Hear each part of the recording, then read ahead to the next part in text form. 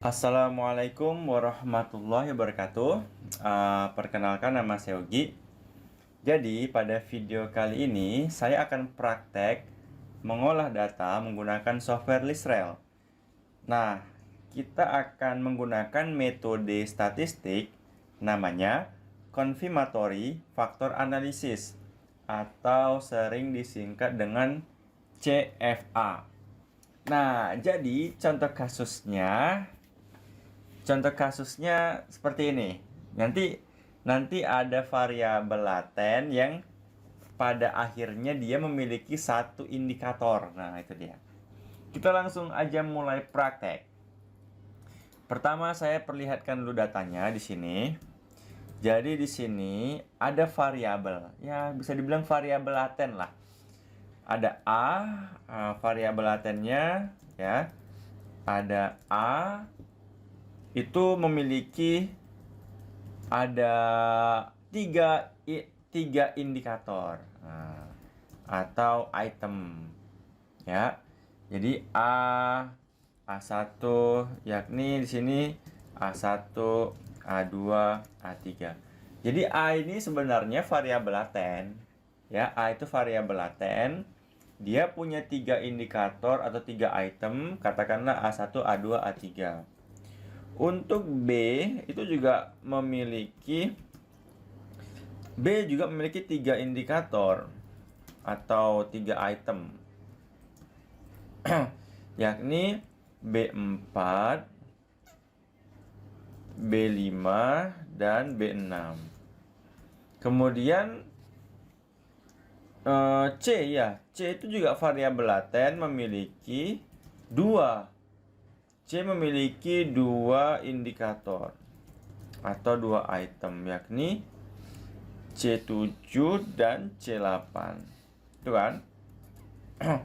Kalau D juga memiliki dua indikator atau dua item. Apa aja? D9 dan D10. Untuk E memiliki dua indikator atau item yakni E11 dan E12. Nah, dari sini ada 5 variabel laten atau bisa dibilang dimensi, tapi lebih cocok variabel laten sih ketimbang dimensi. Karena dimensi itu nanti ngarahnya dia ke second order. Ini kasusnya first order dia. Jadi di sini ada 5 variabel laten A, B, C, D, E ya, seperti itu dia. Nah, jadi di sini metode statistika yang digunakan adalah CFA, Confirmatory Factor Analysis. Jadi software statistika yang digunakan adalah namanya Lisrel. Nah, jadi software statistika Lisrel di dalamnya menyediakan metode CFA. Nah, kenapa kita gunakan CFA? Ya, apa tujuan kita menggunakan CFA? Pertama, tujuannya kita akan melakukan uji validitas dan reliabilitas. Jadi misalkan nih, kan ada variabel laten A ya. A itu kan punya tiga indikator ya, tiga item. Kita uji nih validitasnya. Item-item mana aja yang valid, kalau ada nggak item atau indikator yang nggak valid. Nah, kalau nggak valid nanti dieliminasi atau dihapus atau dikeluarkan dari proses analisis ya. Jadi kita menggunakan CFA, nanti kita akan mendapatkan hasil validitas dan reliabilitas, seperti itu dia ya. Kita akan melakukan uji validitas dan reliabilitas. Kemudian jadi dengan CFA itu dia akan memeriksa validitas, reliabilitas, dan nanti namanya goodness of fit model atau kecocokan model terhadap datanya. Gitu dia. Itu ya.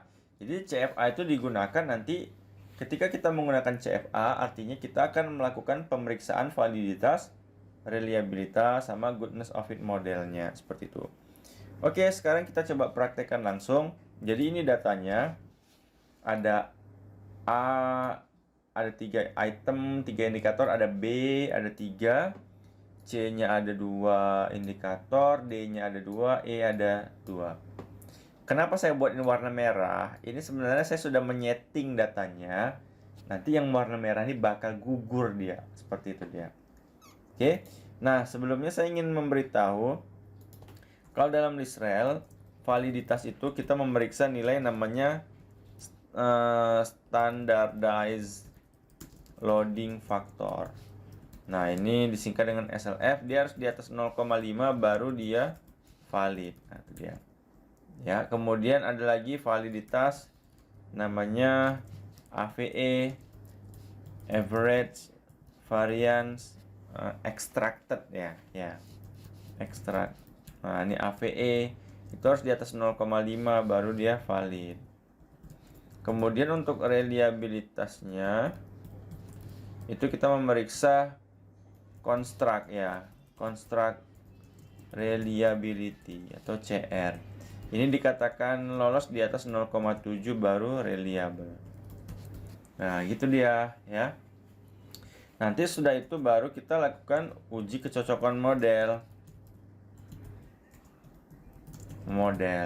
Ini kita bisa melihat nilai p-value-nya. P-value-nya dia harus di atas 0,05. RMCA-nya harus di bawah 0,1.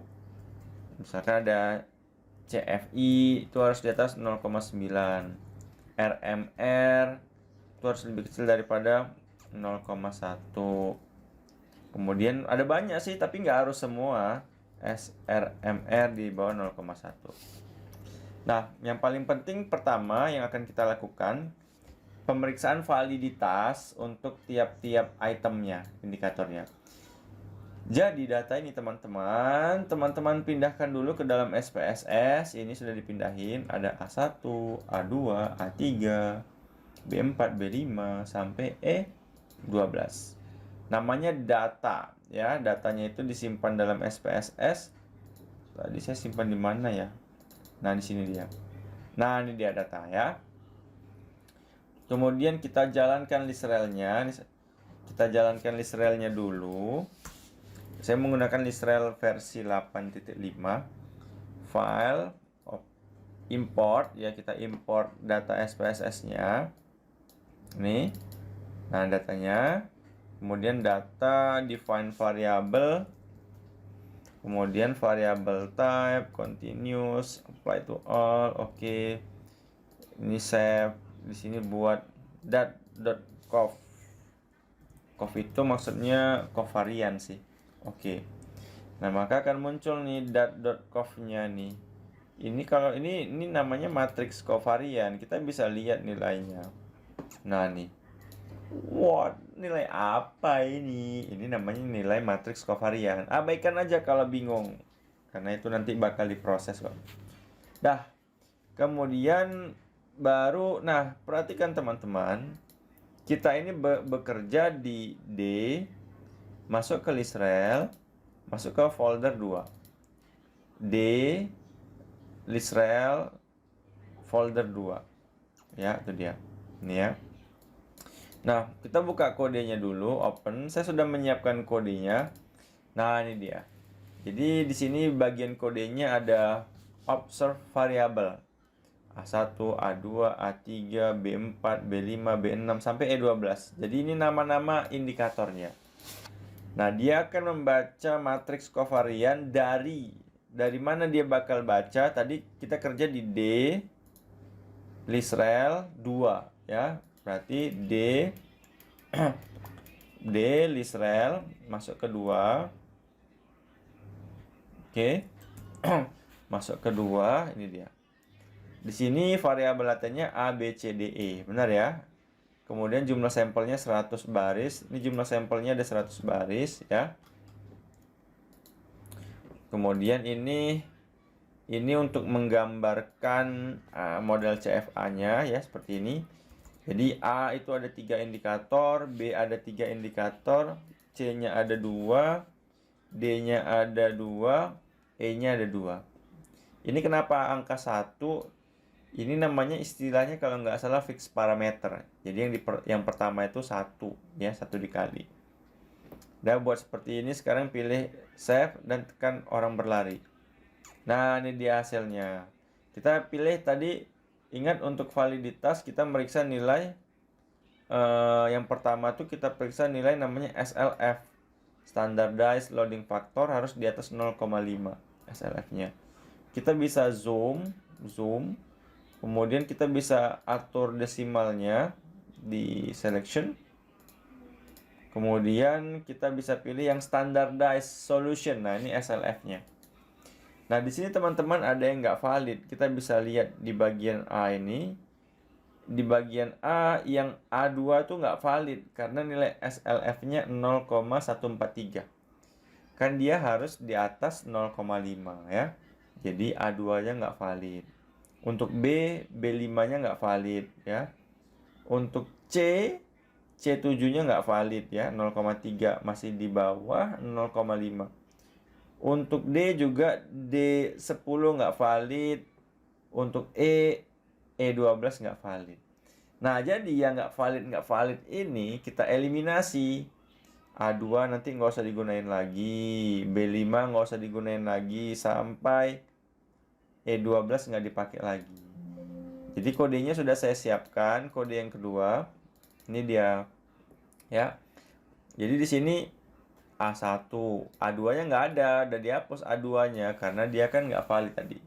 Jadi ini merupakan yang valid. Nah, di sini coba ya, seandainya saya hapus, saya run nih, maka dia error, nggak berhasil dia.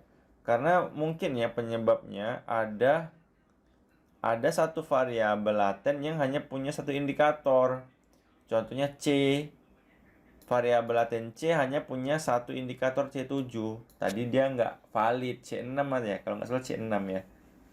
Maka sekarang tinggal satu nggak bisa run, maka kita tambahkan perintah set error varian C7, set error varian D9, set error varian E11. Ketika kita buat tambahkan perintah seperti ini, kita pilih gambar orang berlari, maka berhasil. Nah, ini dia. Tinggal kita zoom.